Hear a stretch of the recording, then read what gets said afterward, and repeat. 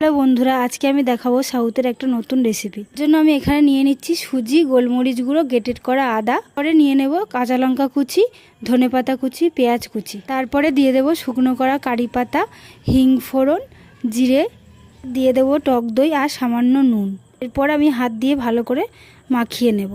একটু থিকনেস আনার জন্য আমি এখানে জল ইউজ করব। তারপরে চাপা দিয়ে রেখে দেব। কিছুক্ষণ পরে খুলে হাতে তেল নিয়ে এরকম গোল গোল করে এরকম শেফের আমি বানিয়ে নেব।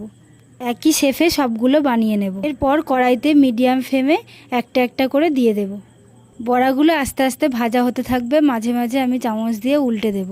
যখন লাল লাল করে ভাজা হয়ে যাবে তখন তুলে নেব। বন্ধুরা, তোমরা কি জানো এই বড়াটার নাম কি? তাহলে আমাকে কমেন্টে জানাও। ভিডিওটি ভালো লেগে থাকলে লাইক করে দিও, আমার চ্যানেলটি সাবস্ক্রাইব করে দিও, আর ফেসবুক থেকে দেখে থাকলে আমার পেজটি ফলো করে দিও। বন্ধুরা, দেখা হচ্ছে নেক্সট ভিডিওতে।